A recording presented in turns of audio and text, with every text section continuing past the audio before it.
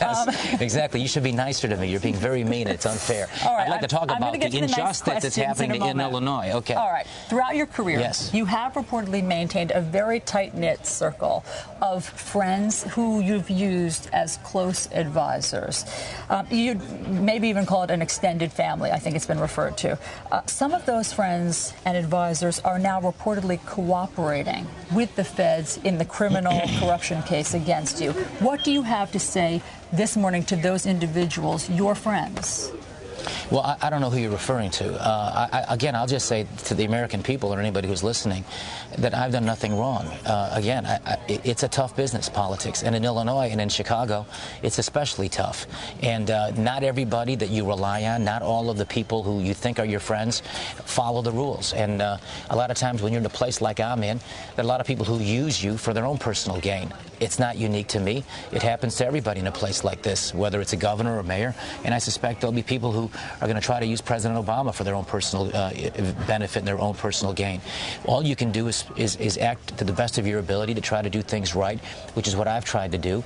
I have challenges, obviously, ahead of me, and I have an opportunity to begin the process of clearing my name if the Illinois legislature allows me to bring in the evidence to show that I've not done anything wrong in a criminal context. Governor, in all respect, it sounds like that ship has sailed. Chances are you will be impeached, convicted tomorrow or Thursday of this week.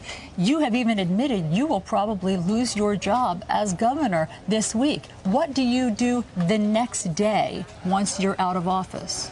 Well, under these current rules, the fix is in. Again, I want to just emphasize what they're doing in Illinois. And if they can do that to a sitting governor, they can do that to any citizen. They can do that to other governors.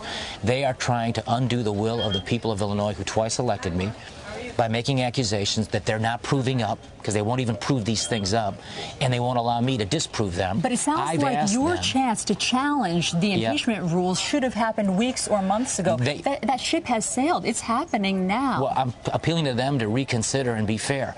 How about having every one of those taped conversations, every one of them, brought to Springfield? Let's hear them all. I'm the opposite of Richard Nixon, who was always trying to protect his tapes so they wouldn't be heard by the public. I want everybody to hear every one of them, hear the whole context of what I was trying to do, all the different pressures that were coming my way. And if this was about me, I could have made me a U.S. Senator the day after the election, because the governor can appoint himself or herself to the U.S. Senate.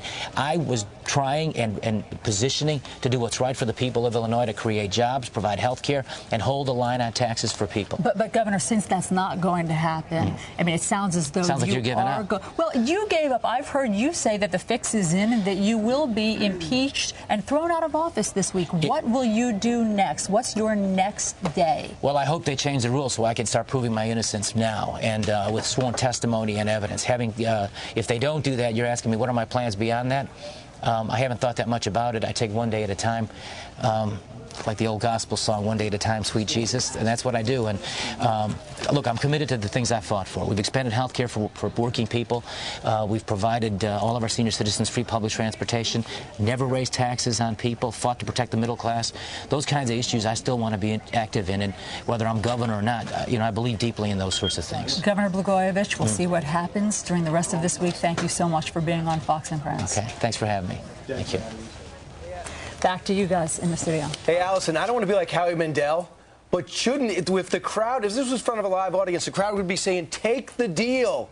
Take the deal. Ask him one more time. Take the deal. The fix is in, he just said Brian is saying that he doesn't want to sound like Howie Mandel, but he thinks you should take the deal.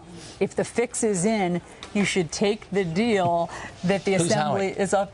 There's a game show called Deal or No Deal. Would you consider taking the deal and leaving office? Are you asking me this now? Am I on TV? Yes. Yeah. No, I said I'm not resigning. You're funny. Let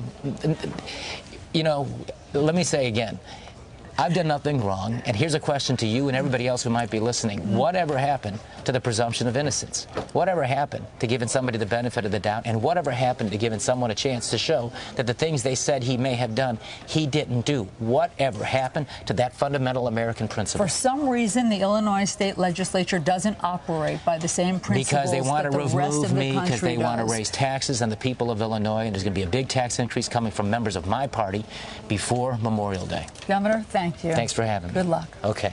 Back to you guys. All right. Now, Ali, ask him if he would like to buy a voucher. I'm just kidding. Alisyn, ask him about his hair. That's what I want to know about. Excellent job. Yeah, nice job. Off camera, I will, Gretchen. All right. Speaking of deals, it's been called the deal of the decade.